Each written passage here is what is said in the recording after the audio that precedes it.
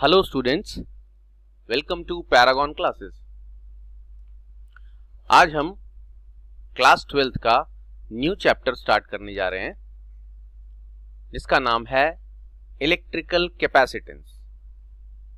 तो आइए आपको ले चलते हैं इलेक्ट्रिकल कैपेसिटेंस की तरफ। ये चैप्टर इस यूनिट का लास्ट चैप्टर भी है और इलेक्ट्रोस्टैटिक्स इस चैप्टर के बाद फिनिश हो जाएगा और हम पहुंच जाएंगे करंट इलेक्ट्रिसिटी में। तो आइए शुरू करते हैं इलेक्ट्रिकल कैपेसिटेंस। आप अपने स्क्रीन पर देख रहे हैं, चैप्टर का नाम लिखा हुआ है पहले से ही, और साइड में आपको दो पिक्चर्स दिखाई दे रही हैं ये, और उनके नीचे एक वर्ड लिखा है कैपेसिटर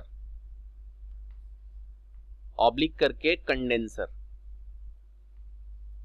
ये कैपेसिटर या कंडेंसर हमारे डेली लाइफ में यूज होने वाला बड़ा एक इंपॉर्टेंट, जिसे कहते हैं, कंपोनेंट है।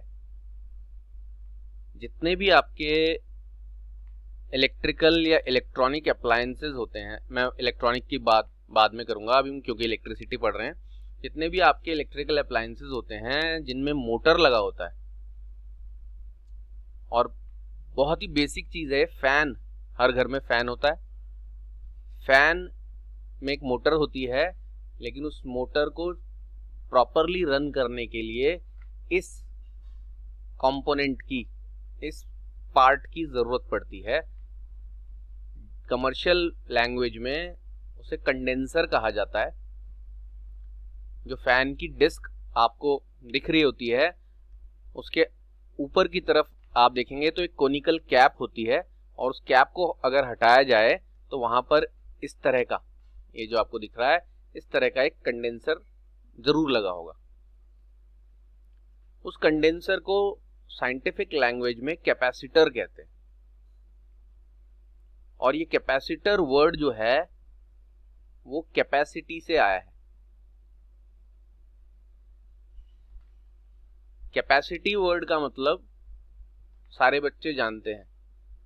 हिंदी में अगर कहें तो क्षमता। जैसे कोई किसी भी चीज की कैपेसिटी, अगर आप बोलते हो हमारे पास ये एक कंटेनर है, तो इसकी कुछ ना कुछ स्टोरेज कैपेसिटी होगी, यानी वो मैक्सिमम अमाउंट ऑफ, अगर एक कंटेनर में लिक्विड भरा तो मैक्सिमम अमाउंट ऑफ लिक्विड जितना इसमें आ सकता है वो इसकी कैपेसिटी कहलाएगा। स्टोरेज कैपेसिटी भी बोल सकते हैं। तो ये कैपेसिटर वर्ड कैपेसिटी से बना है। और ये कैपेसिटी क्या चीज होती है, इसके लिए आपको ये चैप्टर पढ़ना पड़ेगा जिसका नाम है इलेक्ट्रिकल कैपेसिटेंस। मैंने ये इंट्रोडक्शन यहाँ पर बच्चों को इसलिए बताया कि हम ये जो कैपेसिटेंस और कैपेसिटर और बहुत सारी चीजें पढ़ेंगे उसका हमारे डेली लाइफ में क्या यूज है, जिसे आपको पता होना चाहिए। तो अब हम चलते हैं अपने मेन टॉपिक की तरफ, जिसका नाम है इलेक्ट्रिकल कैपेसिटेंस। चैप्टर का नाम भी यही है और हमारा फर्स्ट हेडिंग भी यही है आज का टॉपिक। अब हमारे डेली लाइफ में बहुत सारे ऐसे डिवाइसेस आते हैं जहां हमें चार्ज को स्टोर करने की जरूरत होती है। हमें चार्ज को स्टोर करके रखना पड़ता है। जैसे कि एग्जांपल मैं बताता हूं आपको कि आपके घर में इन्वर्टर होता है। जब लाइट चली जाती है तो वो इन्वर्टर कनेक्टेड होता है एक बैटरी से। ये एक बड़ी सी क्यूबॉइड शेप की बैटरी आपके इन्वर्टर के साथ कनेक्टेड होती है, और उस बैटरी में मेटल की, लेड की बहुत सारी प्लेट्स लगी होती हैं। लेड मेटल है, और उन लेड की प्लेट्स पर क्या चीज स्टोर होता है? उन प्लेट्स पर स्टोर होता है इलेक्ट्रिक चार्ज। और ये चार्ज ही जब फ्लो करके बाहर आता है आपके सारे इलेक्ट्रिकल अप्लायंसेस में, तो flow of charge he current बन जाता है। जितना ज्यादा चार्ज इस बैटरी के मेटल प्लेट्स के ऊपर स्टोर होगा, उतना ज्यादा देर तक आपके बैटरी बैकअप देगी, यानी उतने ज्यादा देर तक आपके अप्लायंसेस रन करेंगे। जब इलेक्ट्रिसिटी वापस आपकी मेन वाली इलेक्ट्रिसिटी जो एसी मेन्स घर में जो बिजली है वो वापस आ जाती है, तो इन्वर्टर उस इलेक्ट्रिसिटी को लेकर वापस इस बैटरी को चार्ज कर देता है। अगर ये बैटरी वापस चार्ज नहीं होती है तो फिर लाइट जाने पर आपको, यानी इलेक्ट्रिसिटी पावर कट हो जाने पर आपको अप्लायंसेस आपके रन नहीं करेंगे। और इसीलिए हम ऐसी बैटरी प्रेफर करते हैं जिसमें ज़्यादा से ज़्यादा बैकअप हो, यानी ज़्यादा से ज़्यादा वो अपने अंदर चार्ज को स्टोर कर सके।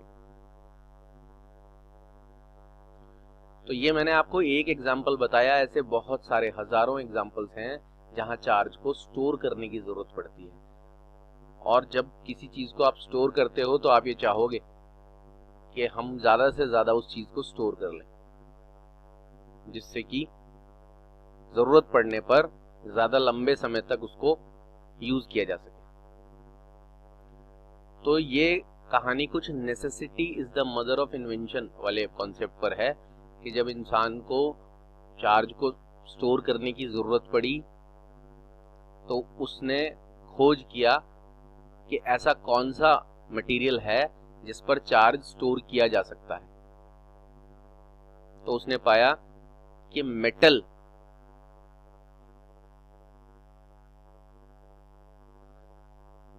ये जो मेटल्स होते हैं, 10th क्लास में आपने metals and non metals chapter पढ़ा है काफ़ी डिटेल में।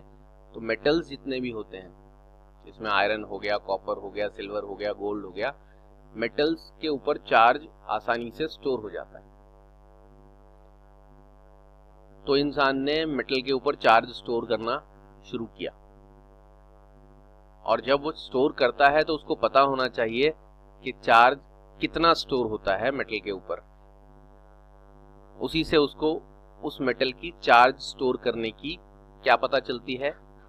कैपेसिटी पता चलती है। और कैपेसिटी पता होना ज़रूरी है, क्योंकि अगर आप ऐसा कोई ऑब्जेक्ट लोगे जिस पर बहुत थोड़ा सा चार्ज स्टोर होता है, तो चार्ज स्टोर होने के बाद जब आप थोड़ा सा ही चार्ज स्टोर होगा तो जब आपको यूज़ करना पड़ेगा उस स्टोर्ड चार्ज को, तो बहुत जल्दी ख़त्म हो जाएगा। तो इसलिए हम एक ऐसा मटेरियल, ऐसा सब्सटेंस, ऐसा डिवाइस बनाते हैं जिस पर ज़्यादा से ज़्यादा चार्ज स्टोर हो पाए। और ज़्यादा से ज़्यादा चार्ज स्टोर होने का मतलब उसकी कैपेसिटी ज़्यादा। तो कैपेसिटी को स्टडी करने के लिए हम स्टडी कर रहे हैं किसी भी मटेरियल की कैपेसिटेंस। आप ऐसा कह सकते हो, जिस मटेरियल की चार्ज स्टोर करने की कैपेसिटी ज़्यादा होगी, जितनी ज़्यादा होगी उसका मतलब उसकी कैपेसिटेंस उतनी ज़्यादा है। तो यहाँ आपके सामने इसीलिए मैंने पहले ही लिख दिया है, electrical capacitance of a conductor. Electrical capacitance एक प्रॉपर्टी है कंडक्टर की, is related to its ability to store the electric charge. जब आप ये कहते हो कि हम किसी मेटालिक कंडक्टर की, मेटालिक कंडक्टर इसलिए बोलते हैं कि मेटल्स ही अच्छे कंडक्टर होते हैं, metals are good conductor of heat and electricity.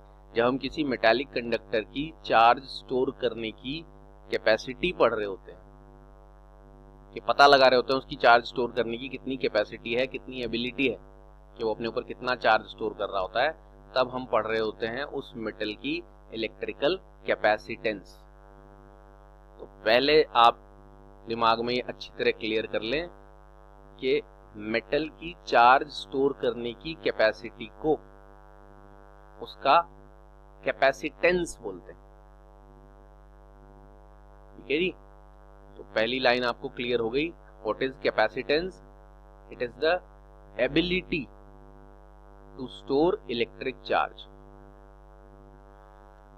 जो मटेरियल जितना ज्यादा चार्ज अपने ऊपर स्टोर करेगा उसकी कैपेसिटेंस उतनी ज्यादा होगी। अब आपको इसका पूरा कॉन्सेप्ट फिजिकल और मैथमेटिकल समझाते हैं। ये तो एक जनरल नॉलेज वाला कॉन्सेप्ट हो गया। जनरल नॉलेज के हिसाब से जिस चीज की कैपेसिटी ज्यादा उसकी कैपेसिटेंस ज्यादा। और यहाँ किस कैपेसिटी की बात कर रहे हैं? अगर कंटेनर होता तो उसमें कोई लिक्विड स्टोर करने की बात करते, कोई बहुत बड़ा गोडाउन होता तो उसमें कोई जैसे हम ग्रेन्स स्टोर कर लेते हैं, तो आपको गेहूं चावल इस तरह का कुछ मटेरियल स्टोर करना होता है तो आप बहुत बड़ा कंटेनर या बहुत बड़ा गोडाउन लेते हो। पानी आपको स्टोर करना है तो आप बॉटल लेते हो। तो अलग अलग चीजों को स्टोर करने के लिए अलग अलग आप ऑब्जेक्ट्स यूज करते हो। चार्ज को स्टोर करने के लिए मेटल यूज किया जाता है, और जितना ज्यादा चार्ज उस मेटल पर आ जाए या स्टोर हो जाए उतनी उसकी कैपेसिटेंस ज्यादा है। अब हमने ये जो आपको एक मेटल की बॉल दिखाई है, अभी फिलहाल इस मेटल बॉल पर कोई चार्ज नहीं है, और अगर यहां पर कोई चार्ज नहीं है तो कोई इलेक्ट्रिक फील्ड भी नहीं है। ये आप पढ़ चुके हो, यूनिट खत्म होने वाली है, पूरा इलेक्ट्रोस्टैटिक्स खत्म होने वाला है, तो आपको पढ़ा दिया था जहां पर भी चार्ज रखा जाता है उसके चारों तरफ इलेक्ट्रिक फील्ड बन जाती है। तो यहाँ कोई चार्ज अभी फिलहाल नहीं है, ये मेटल न्यूट्रल है। और न्यूट्रल के बारे में भी मैंने बताया था, कोई भी सब्सटेंस न्यूट्रल इसलिए होता है क्योंकि उसमें जितना पॉजिटिव चार्ज है उतना ही नेगेटिव चार्ज है, दोनों ने एक दूसरे को बैलेंस या कैंसिल किया हुआ है। खैर फिलहाल उस गहराई में न जाते हुए हम ये मान लेते हैं इस पर कोई चार्ज नहीं है, यानी चार्ज जीरो है। चार्ज जीरो है तो इलेक्ट्रिक फील्ड भी नहीं होगी, और इलेक्ट्रिक फील्ड नहीं है तो पोटेंशियल भी नहीं होगा, क्योंकि पोटेंशियल क्या होता है, work done per unit test charge in moving it from infinity to that point against the electric field. यानी जब आपकी इलेक्ट्रिक फील्ड ही नहीं है तो वर्क भी नहीं होगा। अब हम सपोज करते हैं कि इस मेटल के बॉल पर हम कुछ चार्ज ले आते हैं। लेट अस सपोज आपने प्लस क्यू चार्ज ले आए इस मेटल बॉल पर।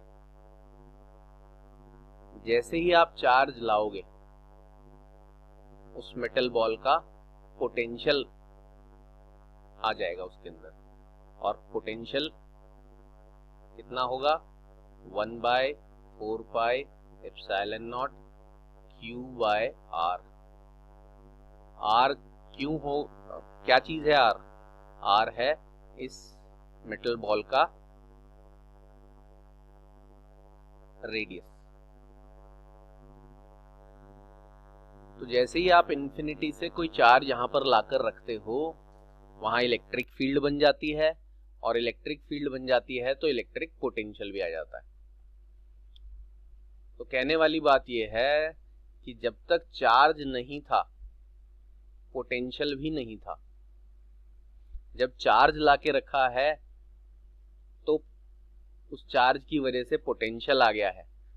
पोटेंशियल ये है, और आप देख रहे हो मेटल की बॉल का रेडियस तो फिक्स है, बॉल का साइज तो आप अब बढ़ा नहीं सकते। एक बार मेटल की बॉल आपके हाथ में आ गई तो 1/4 पाई एप्सिलॉन नॉट पहले ही कांस्टेंट होता है, और ये मेटल बॉल के लिए, पर्टिकुलर इस मेटल बॉल के लिए रेडियस भी फिक्स है।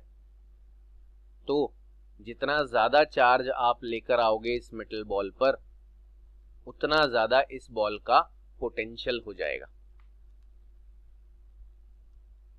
इससे हमें एक इंपॉर्टेंट पॉइंट पता चलता है, Q is directly proportional to V। यानी किसी मेटेलिक सरफेस पर आप जितना ज्यादा चार्ज स्टोर करोगे उतना ज्यादा उसका पोटेंशियल राइज होगा। ये आपकी पहला कॉन्सेप्ट है, और उसका रीजन आपको पता है, क्योंकि चार्ज रखने से उसका पोटेंशियल का फॉर्मूला ये है। आपको पोटेंशियल, इलेक्ट्रोस्टैटिक पोटेंशियल पिछले चैप्टर में बहुत डिटेल में पढ़ा दिया था, तो इससे आपको देखने पर पता चल रहा है जब आर भी कांस्टेंट है फॉर दिस पर्टिकुलर बॉल और 1/4 पाई एप्सिलॉन नॉट कांस्टेंट ही है, तो आप जितना ज्यादा चार्ज लाकर रखोगे उतना ज्यादा पोटेंशियल होगा। तो पहली चीज, Q is directly proportional to V। When we store Q amount of charge on a metal, then its potential rises to V volt। More the charge stored in the ball, more will be its potential। अब हम इस potential के इस relation के बाद Q is equal to करते हैं और प्रोपोर्शनैलिटी का साइन हटाकर एक कांस्टेंट लगाते हैं। ये जो कांस्टेंट है, इस कांस्टेंट को ही इस मेटालिक कंडक्टर का कहा जाएगा इलेक्ट्रिकल कैपेसिटेंस।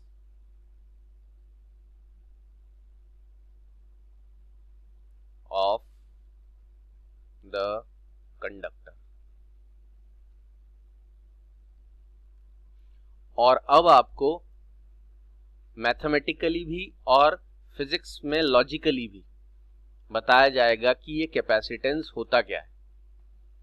अभी तक आपको जो कैपेसिटेंस का एक्सप्लेनेशन या डेफिनेशन बताया गया, तो वो एक आम जिंदगी के हिसाब से बताया गया है, डेली लाइफ के हिसाब से बताया गया है कि electrical capacitance of a conductor is related to its ability to store electric charge. यानी जितना ज़्यादा कंडक्टर का कैपेसिटेंस उतना ज़्यादा चार्ज वो स्टोर कर सकती है। लेकिन इस बात को जस्टिफाई करने के लिए हमने क्या किया, हमने असलियत में उस कंडक्टर के ऊपर चार्ज को स्टोर किया। और जब हमने उस पर चार्ज को स्टोर किया तो हमने पाया कि चार्ज को स्टोर करने पर उसका पोटेंशियल आ गया है, उसके अंदर पोटेंशियल आ गया है, पोटेंशियल बढ़ गया है। जीरो था पहले और जीरो से बढ़कर कुछ v वैल्यू उसने अटेन कर ली। और इस फॉर्मूले से हमें पता चला कि जितना ज़्यादा आप चार्ज स्टोर करोगे उतना ज़्यादा पोटेंशियल होगा। तो Q is directly proportional to V। और प्रोपोर्शनैलिटी का साइन हटा के हमने C लगाया।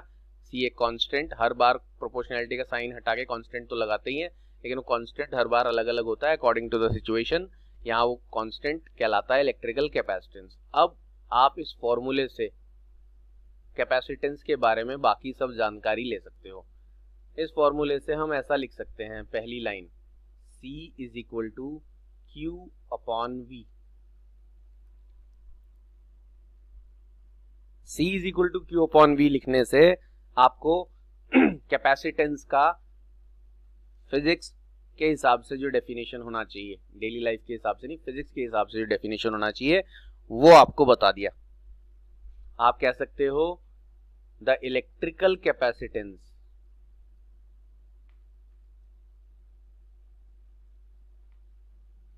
of a conductor is the ratio of,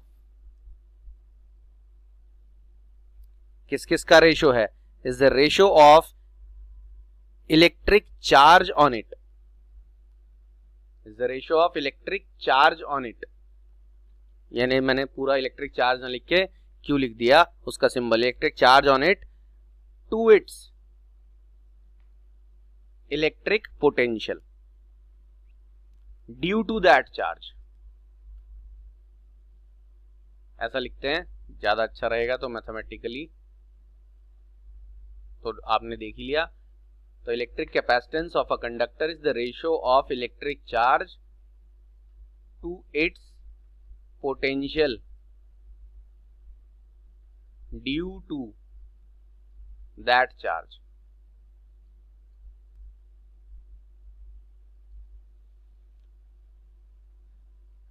तो पहली जो मैथमेटिकल या फिजिक्स के हिसाब से डेफिनेशन है, तो आप क्या बोलोगे, अब आपके पास दो डेफिनेशन आ गई हैं। पहली डेफिनेशन तो आप बोल सकते हो कि इलेक्ट्रिकल कैपेसिटेंस किसी कंडक्टर की चार्ज स्टोर करने की एबिलिटी होती है, और दूसरा आप बोल सकते हो कि the electrical capacitance is the ratio of, वो रेशियो होती है चार्ज जितना उसके ऊपर स्टोर हुआ कंडक्टर के, और उस चार्ज की वजह से जितना उसका पोटेंशियल बढ़ गया, उस चार्ज की वजह से ही उसका पोटेंशियल बढ़ा है। जितना ज्यादा चार्ज इस कंडक्टर पर स्टोर होता है उतना ज्यादा उसका कैपेसिटेंस होता है। लेकिन यह ध्यान रहे कि कैपेसिटेंस तब ज्यादा अच्छा या वैल्यू उसकी बहुत ज्यादा होगी, अच्छी खासी होगी, जब चार्ज स्टोर करने पर, ज्यादा से ज्यादा चार्ज स्टोर करने पर कम से कम पोटेंशियल बढ़े। क्योंकि v डिनोमिनेटर में है, इसकी वैल्यू जितनी कम होगी c का वैल्यू उतना ज्यादा आएगा। यानी आपका कंडक्टर वो अच्छा माना जाएगा, उस कंडक्टर का कैपेसिटेंस ज़्यादा अच्छा माना जाएगा, ज़्यादा उसकी वैल्यू मानी जाएगी, जो ज़्यादा से ज़्यादा चार्ज अपने ऊपर स्टोर करने पर पोटेंशियल उस कंडक्टर का कम से कम राइज होता है। यानी चार्ज को स्टोर करने पर पोटेंशियल राइज होना अच्छी बात नहीं है। अगर थोड़ा सा ही चार्ज स्टोर करने पर बहुत ज़्यादा पोटेंशियल राइज हो गया तो इसका मतलब उस कंडक्टर की कैपेसिटेंस अच्छी नहीं है। अब हम इस रेशो वाले फॉर्मूले से थोड़ा सा आगे बढ़ते हैं। तो अब हम आगे बढ़ रहे हैं। ये आपने देखा, अब तक जो देख लिया है वो इस फॉर्म में आ चुका है आपके पास कि Q जो चार्ज होता था कंडक्टर पर वो डायरेक्टली प्रोपोर्शनल होता है V के उसके पोटेंशियल के। प्रोपोर्शनैलिटी का साइन हटाकर आपने C लगाया, जिसके लिए आपको बताया where the constant of proportionality C is called the capacitance of the conductor. और फिर आप C की वैल्यू अगर निकालते हो तो आपके पास C की वैल्यू आती है Q अपॉन V। इस वैल्यू से, इस फॉर्मूले से कहना चाहिए आपको पता चलता है कि capacitance of a conductor may be defined as the ratio of the electric charge on it to its electric potential due to that charge। यानी कैपेसिटेंस उस कंडक्टर पर स्टोर किए गए चार्ज और उस चार्ज की वजह से उसके पोटेंशियल जो उसके ऊपर आता है उन दोनों का रेशो होता है। अब हम आपको एक और इंपॉर्टेंट चीज दिखाते हैं यहां पर। If V is equal to 1 कर दिया जाए, V मतलब पोटेंशियल 1, और ये काय में नापा जाता है, वोल्ट में। तो जब आप V की वैल्यू 1 कहोगे तो ऑटोमेटिकली इसका मतलब पोटेंशियल 1 वोल्ट है, क्योंकि खाली 1 तो कोई मतलब नहीं होता है। तो जब आपको कहीं पर दिखाएंगे, बोलेंगे V इज इक्वल टू 1 है, तो अंडरस्टूड होगा V is equal to 1 volt है। अगर बोले Q इज इक्वल टू 1 है तो इसका मतलब Q चार्ज है तो 1 कूलम भी होगा। तो अगर V की वैल्यू 1 रख दें इसमें, तो हम लिखेंगे इक्वेशन 2 बिकम्स, इक्वेशन 2 आपकी क्या बन जाएगी, C is equal to Q, C is equal to Q। इससे एक बहुत इंपॉर्टेंट आपको प्रॉपर्टी मिलती है, या एक बहुत इंपॉर्टेंट जानकारी मिलती है कि उस कंडक्टर का, दिखाया था आपको अभी थोड़ी देर पहले ही एक मेटालिक कंडक्टर, उस कंडक्टर का कैपेसिटेंस कंडक्टर पर चार्ज को, जितना चार्ज स्टोर किया है उसके इक्वल कहलाएगा, अगर इस चार्ज को स्टोर करने से उसका पोटेंशियल 1 वोल्ट हो जाए। इफ, तो इसको लैंग्वेज में जो आपको लिख के आनी है वो कैसे कहेंगे, the capacitance of a conductor is numerically equal to the charge stored on the conductor due to which the potential of the conductor becomes 1 volt। यानी वो चार्ज जिसकी वजह से पोटेंशियल 1 वोल्ट हो जाए, या जितना भी चार्ज स्टोर करने पर कंडक्टर का पोटेंशियल 1 वोल्ट हो जाए, उस चार्ज को ही आप उस कंडक्टर का कैपेसिटेंस मान सकते हो। तो बोलते हैं क्या, the capacitance of conductor is equal to the charge stored on the conductor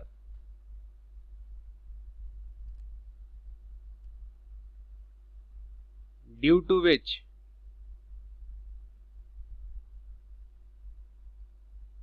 the potential of conductor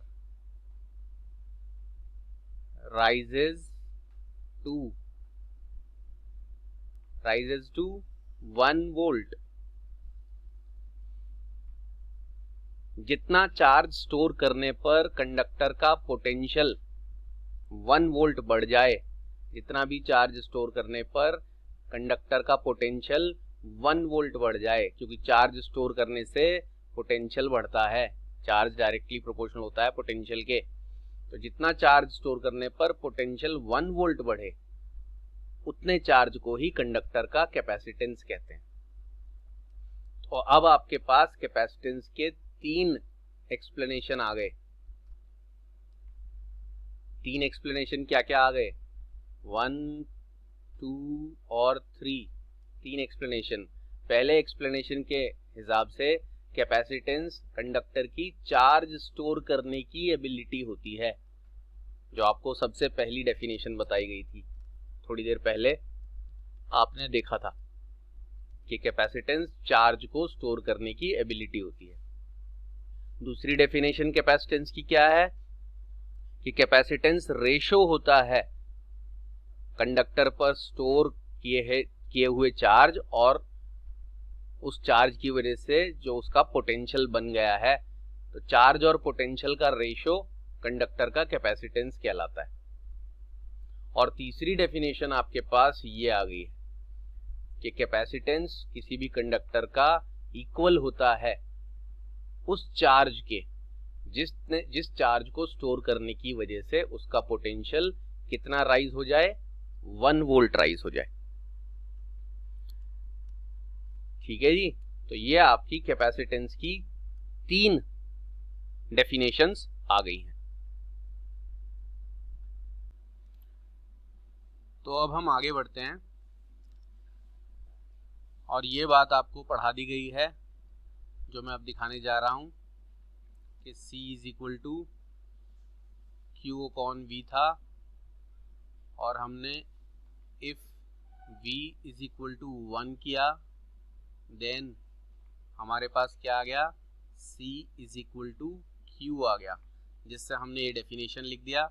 The capacitance of a conductor is numerically equal to the electric charge required to raise its electric potential through 1 volt, जो कि आपकी 3rd number की capacitance की definition आ गई।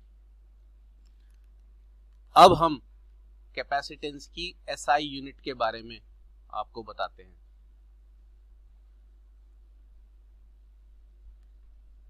Capacitance की जो SI unit है वो फैराड है। माइकल फैराडे के नाम से ये फैराड बना है, और इस फॉर्मूले की हेल्प से आप इस यूनिट को समझ सकते हैं। इस फॉर्मूले में मैं ऐसा लिख देता हूं दोबारा, since C is equal to Q upon V, तो C की जगह अगर हम 1 फैराड लिख दें तो Q की जगह हमें 1 कूलम्ब लिखना पड़ेगा, और V की जगह हमें लिखना पड़ेगा 1 वोल्ट।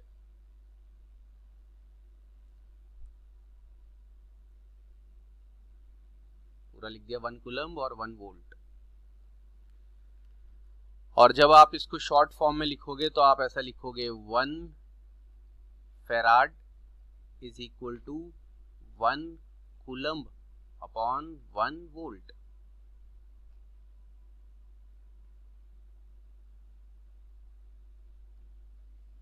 तो इससे आपके पास फैराड की डेफिनेशन आ गई। Define 1 farad.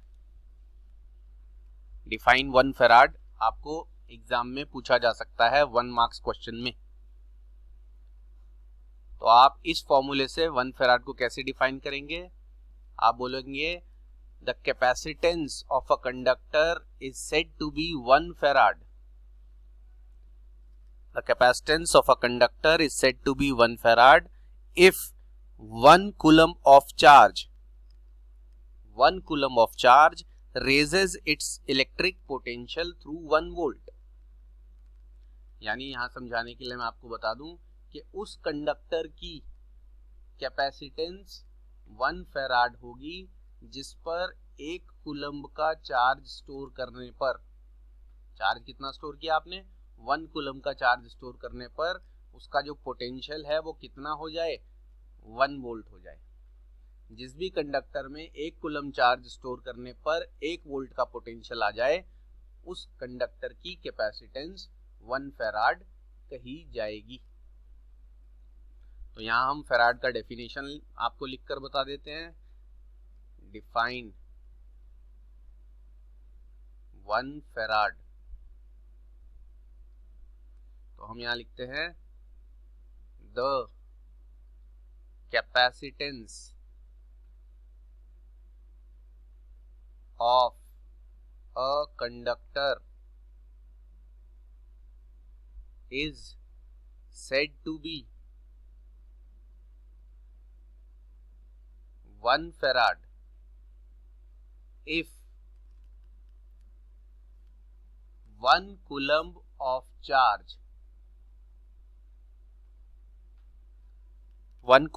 charge raises its potential by 1 volt. ये आपका फैराड का डेफिनेशन हो गया. ये भी काफी इंपॉर्टेंट बात होती है.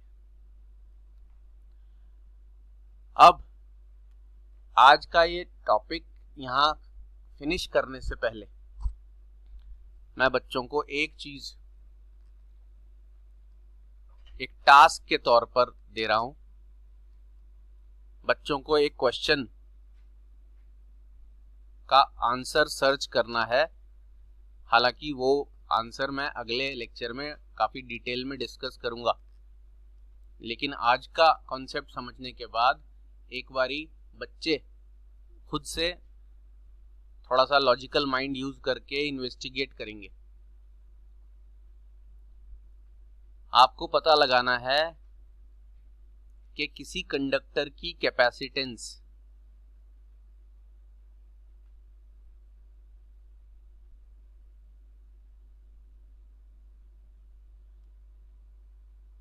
किन किन फैक्टर्स पर डिपेंड करती है. कैपेसिटेंस क्या होती है ये आपको फुल डिटेल में बता दिया है 3 तरीकों से.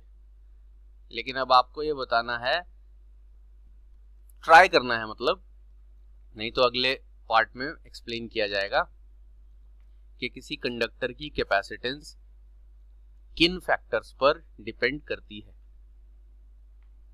सोचेंगे तो आपको पता चल जाएगा. तो अब आपसे मुलाकात होगी हम हमारे नेक्स्ट लेक्चर में कैपेसिटेंस के. आज का लेक्चर यहीं खत्म करते हैं. तब तक goodbye and take care.